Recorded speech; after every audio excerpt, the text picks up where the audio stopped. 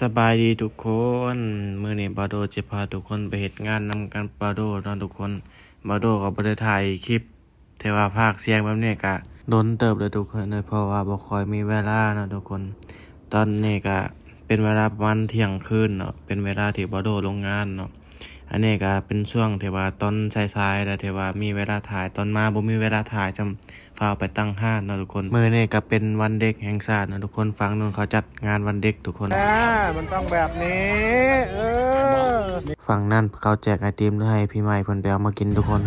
แซ่บป่ะแซ่บป่ะ